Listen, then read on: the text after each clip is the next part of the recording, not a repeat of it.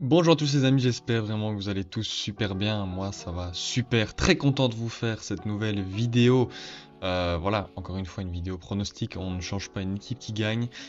J'ai bien aimé vos retours sur la dernière vidéo, sur la CAN, etc. Pour le moment, j'ai ouais, deux pronostics bons, deux mauvais, mais bon ça c'est évidemment normal, hein, quand on fait des pronostics, c'est quand même très très rare de réussir à 100%. Mais enfin donc voilà, on espère ici de faire mieux et de réussir totalement ce pronostic. Donc, comme vous l'avez vu au titre et à la miniature, Liverpool face à Chelsea dans cette 22e journée de Première Ligue. Donc voilà, n'hésitez vraiment pas à liker, à vous abonner, oui parce que, bande de petits coquins, 85% des personnes qui ont regardé la dernière vidéo sur la CAN n'étaient pas abonnés, donc franchement n'hésitez pas. Comme je l'ai dit, il va bientôt y avoir un jeu concours qui va arriver, donc évidemment il va falloir être abonné pour pouvoir y participer et espérer remporter le prix qui sera un maillot de votre choix. Donc voilà, franchement n'hésitez pas. Nous on est parti maintenant pour la vidéo. Et donc comme j'ai dit, Liverpool face à Chelsea, 22e journée pardon, de Première Ligue. Un match qui, on se souvient, c'était la première vidéo depuis le retour, donc c'était plus ou moins au mois d'août, retour des vidéos pronostics. D'ailleurs c'était la première journée de Première Ligue à ce moment-là, c'était Chelsea-Liverpool qui s'était soldé sur un match nul, vous en souvenez sûrement.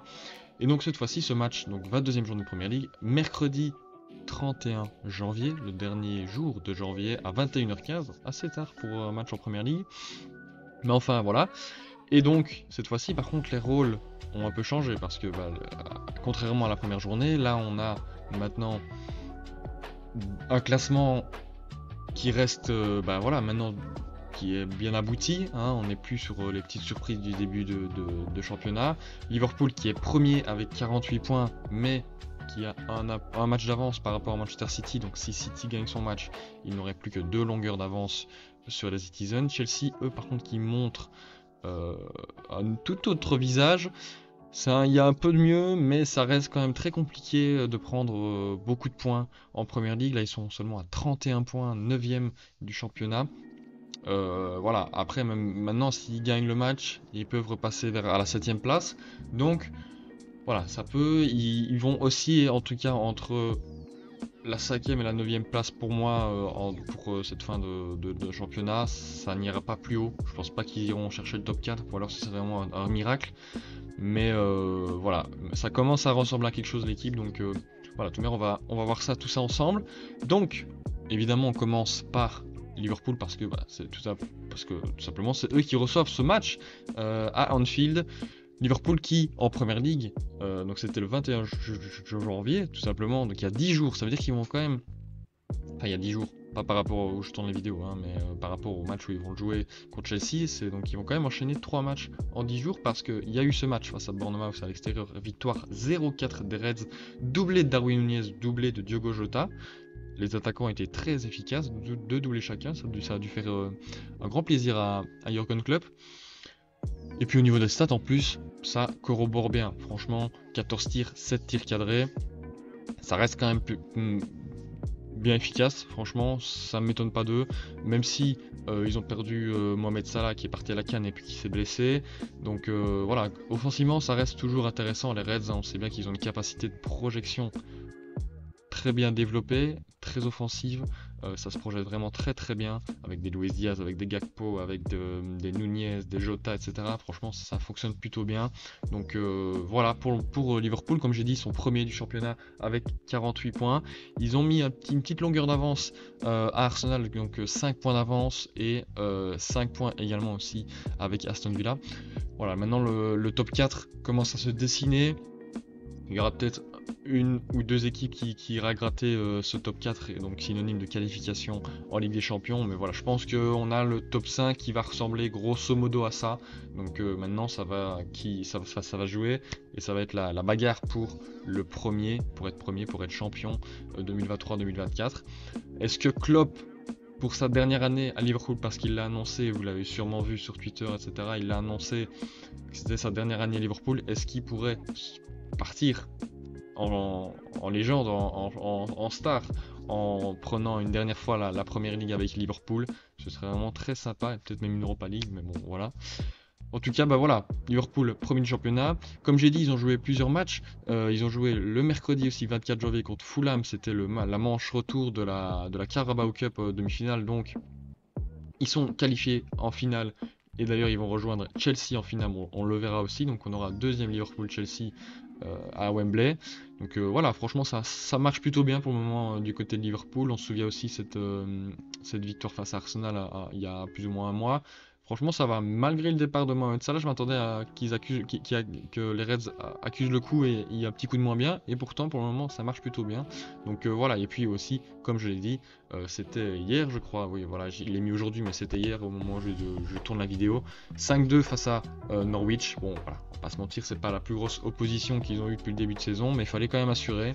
5-2, voilà, ils ont fait les choses bien. 5 buteurs différents, Curtis Jones, Darwin Nunez encore une fois, Jota aussi, Van Dijk, et puis Gravenberch qui est venu mettre sa petite pierre à l'édifice à la 90+5. Voilà, on va pas trop non plus dialoguer sur ce match parce que c'est contre une D2, je crois, à Norwich, ou alors à moins qu'ils soient défenseurs D3, mais bon, c'est en Angleterre, c'est Championship ou League 1.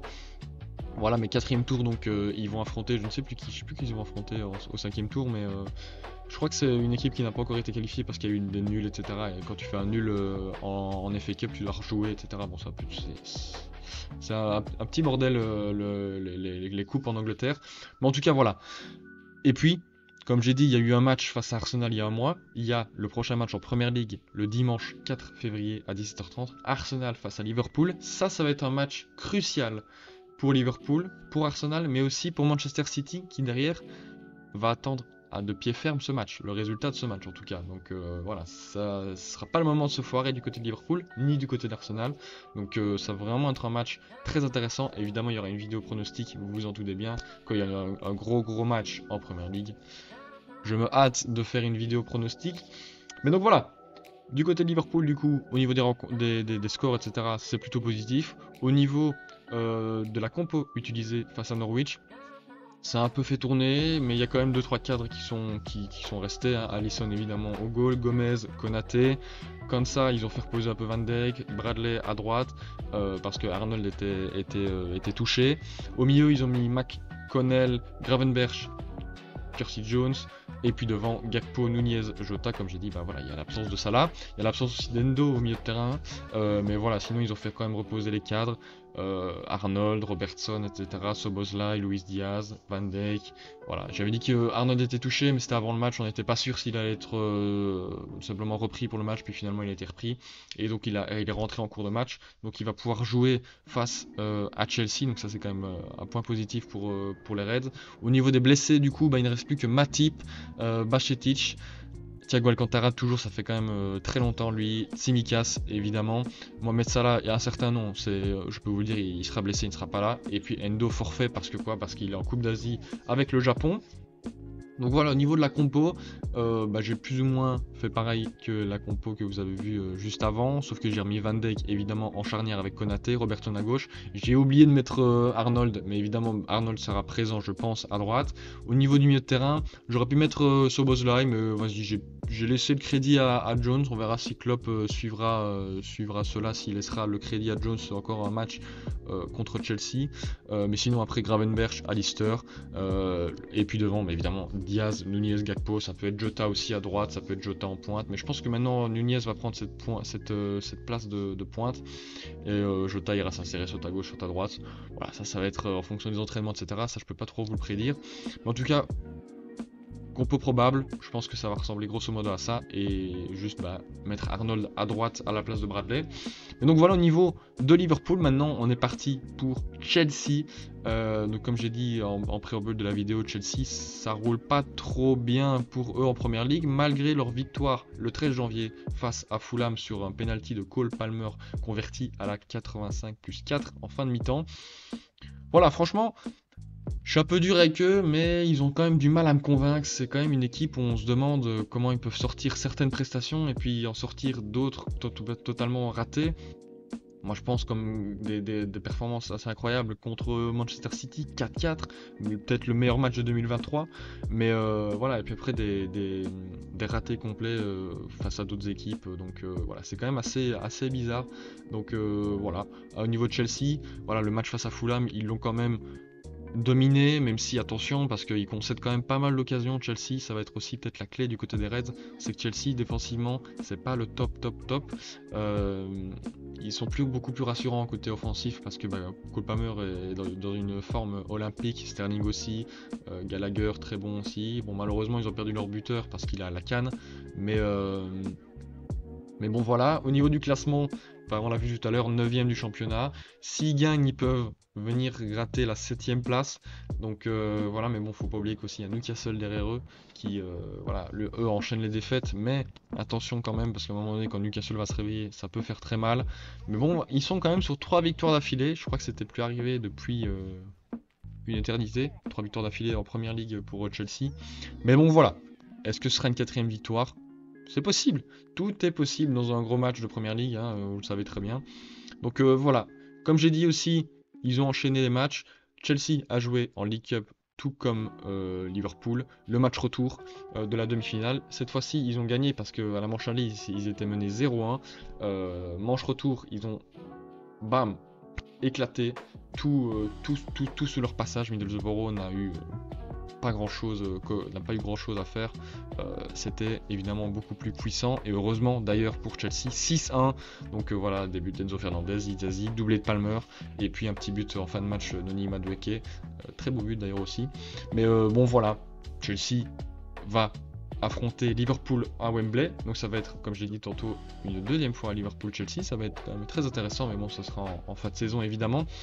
Et puis il y a eu ce match en FA Cup contre Aston Villa 0-0, donc il va devoir être rejoué, je crois que ça va être la semaine prochaine, donc il va falloir décaler un match, etc. Assez ennuyant, mais ou pas, peut-être qu'il le joue en semaine, bon, j'ai pas vu, mais je pense que c'est la semaine prochaine qu'il le rejoue, peut-être le 4 ou un truc comme ça, bon on va voir. Mais en tout cas, 0-0 contre Aston Villa, qui est quand même une grosse équipe. Maintenant, ils n'avaient pas mis tous leurs bons joueurs, il me semble. Ça ressemblait quand même à quelque chose, attention, je ne dis pas qu'ils avaient mis une petite équipe à Aston Villa, mais c'était pas non plus la grosse équipe qui peuvent aligner en première ligue tout simplement. Au niveau de la compo de Chelsea, du coup, face à cette équipe de Aston Villa, Mauricio Pochettino, il a quand même choisi de faire tourner, mais en même temps mettre des joueurs qui mettent très souvent. Donc, comme j'ai dit, ça commence maintenant à ressembler à quelque chose. Voilà, il y a quand même des automatismes maintenant qui se créent de plus en plus et qui sont de plus en plus fluides. Donc, au niveau du goal, malheureusement, Robert Sanchez est blessé, donc c'est Petrovic qui prend sa place. En charnière, Silva, Dizazi. À gauche, Badiachil, parce que Chilwell, il me semble qu'il était un peu touché, mais là il est revenu comme vous l'avez vu. Et puis à droite c'est Gilchrist, je sais pas trop comment prononcer, mais bon, Gilchrist à droite à la place de James parce que lui est blessé. Les deux pivots, Fernandez, Caicedo, maintenant ça marche de mieux en mieux. Au niveau de l'attaque, Sterling, Palmer, Gallagher et Madueke. Bon voilà, maintenant c'est quand même ceux qui sont alignés très souvent. Voilà. Maintenant, on sait bien qu'ils peuvent faire rentrer des Broya, des Mudryk, etc., des Chukwuemeka en milieu de terrain.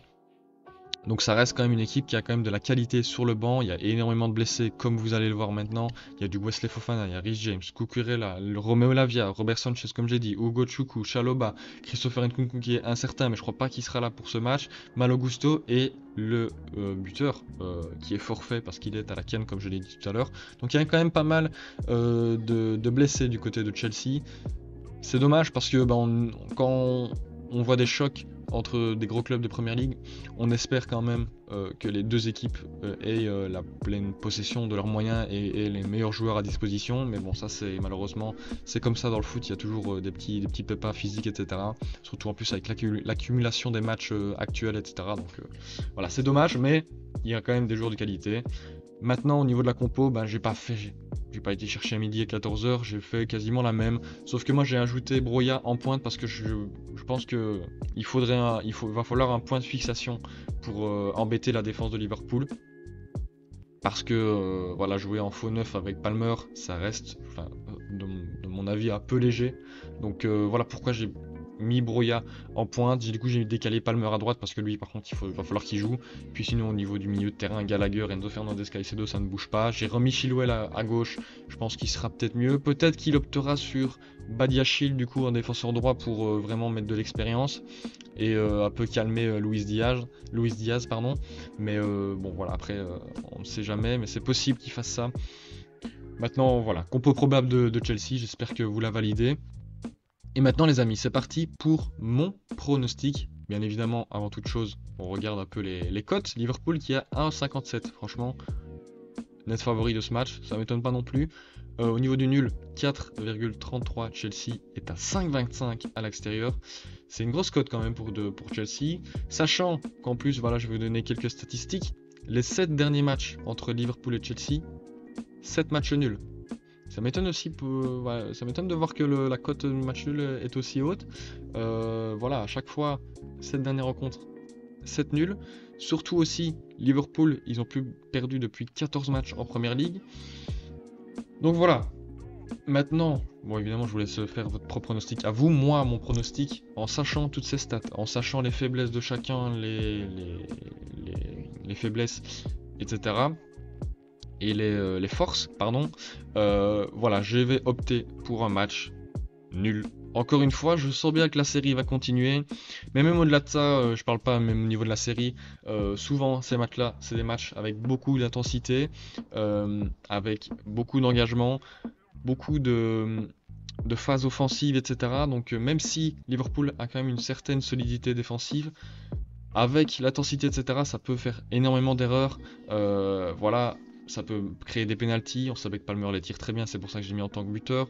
Ça peut aussi, sur des corners, partir très vite en contre du côté de Chelsea, tout comme du côté de Liverpool, avec des Jota, des Nunez, du côté de Chelsea, Sterling, Madueke s'il rentre à un moment donné, Mudryk aussi s'il rentre. Donc voilà, ça peut partir un peu dans tous les sens. Et c'est ce que j'espère en tant que spectateur neutre, ce serait un match avec énormément d'engagement, d'intensité.